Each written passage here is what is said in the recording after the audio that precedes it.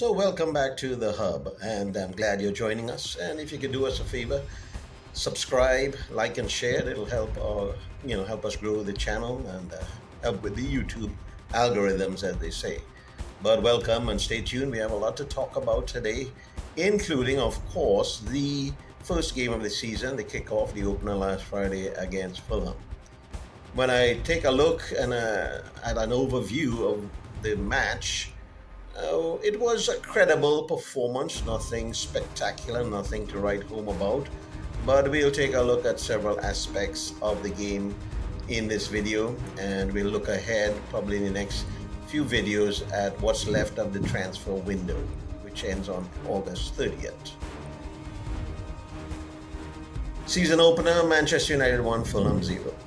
As I mentioned, nothing really to write home about in terms of United's performance, but credible and securing the 3 points, of course. So we'll take a little look at the different players. I don't do player ratings per se because it's so subjective, but I try to give a big picture in terms of the performance of the team and some of the individual players. So let's look and see what some of the conclusions we can draw from that first opening game against Fulham. What I thought I saw, in my opinion, and we've seen it, for several seasons, but last year also, is that there was just sometimes a sloppiness, giving up possession very easily, wayward passes, and some of that is down to players returning after the tournaments they were involved in, the Copa, the Euros, and not being part of the pre-season tour and now getting back into training and playing with each other. But we still have to see really that part of the game that United have exhibited over the past few seasons, that to minimize that sort of sloppy play, giving away possession easily and turning the ball back over to the opposition. That really has to stop and to be minimized. We can't afford that to be taking place frequently.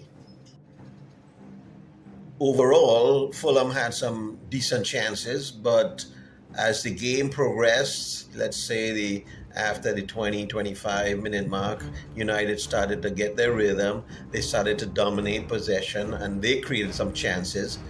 And really, we saw the need for someone who can finish, quality striker, or because Fernandes, although he played his role as he does in terms of creating and being able to create some chances for himself, no one was able to finish. No one was able to put the ball in the back of the net until, of course, the substitute Zirkzee came and he made the difference.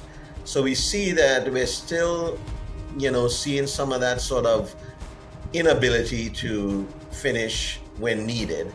And that is something that I think Van Nistelrooy, Ten Hag will have to look at in terms of getting those players who not only lie a little further back from the strikers, because we didn't have a real striker in the position until Zirkzee, and Fernandes, Rashford, those types of players are trying their best to play that role, but they're not always the best option. So we'll see as Højlund comes back, as Zirkzee settles in.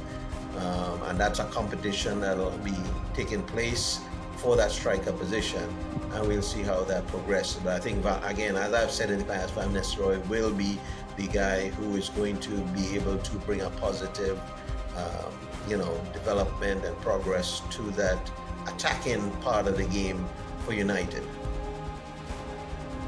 Well, there, guys. Thanks for watching. I hope you're enjoying the content. Please do us a favor, subscribe, like, and share so we can keep bringing you some analysis and commentary on all the latest on Manchester United. Thanks for tuning in. Besides the obvious debut goal by the new striker, Joshua Zirkzee, which was obviously a positive for the team, he won the game, he secured the 3 points for United. I thought that another player who gave a very, very credible performance was Mazraoui, taking up the right back position.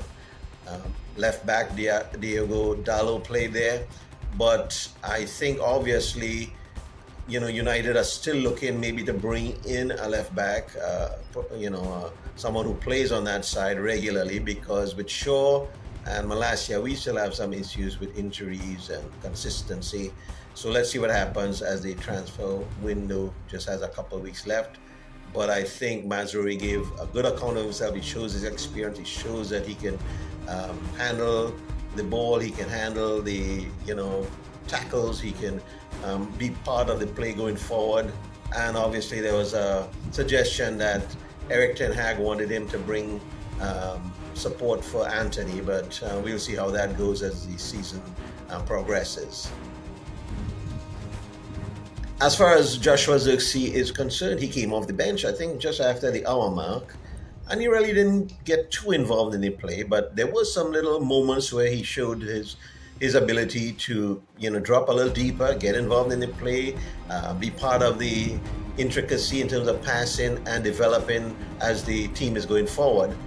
And he did, in that goal, show that he is able to take up a position. He spread the ball out wide. I think it went to Casemiro. Casemiro passed it over to Garnacho, and Zirkzee made his run forward into the box, and he was there as a striker should in the box, trying to get at the, on the end of the cross, and that's what brought about the goal. So I think that's a positive, and I think as Van Nistelrooy works with these players and the attacking players and strikers, and even as Hoyland comes back, he's going to have some competition, and that's going to bode well for the attacking part of the game. And I think that's a positive going forward. As far as the negatives, some of the negatives were concerned, I still say that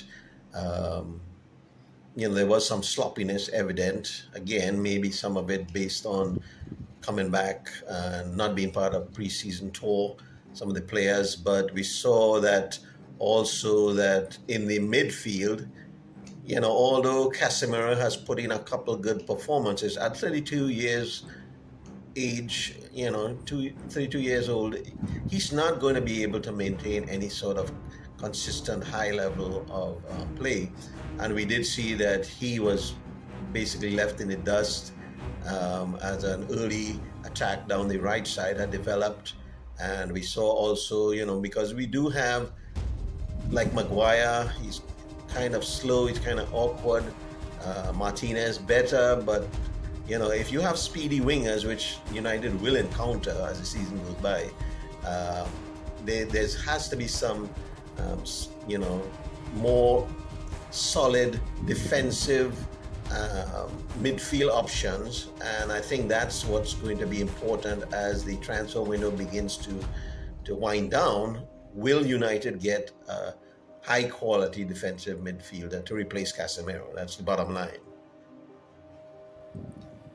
So the first match is completed, and as I said, credible performance, nothing sensational, and we still see a gap between City, Liverpool, Arsenal, and this Manchester United team. But I'm hoping that we can see some progress. I'm hoping that we see positive results in the coming months. I think there are some good signs, and I think that Sir Jim Ratcliffe and Ineos are on the right track in terms of bringing in new, younger players with some quality and basically getting rid of what we would call dead weight. Players who have been around the squad for a number of years with different issues, including injuries, sitting on the bench, high wages, that type of stuff. So I think we have a lot to look forward for. I'm hopeful, not delusional in terms of challenging for any type of title. We're still a long way off from that, but some good positives to look at. And let's see how things progress and develop over the coming months and weeks and months. Thanks for tuning in, and stay watching us, and you'll get all the information and updates that we can supply. Take care now.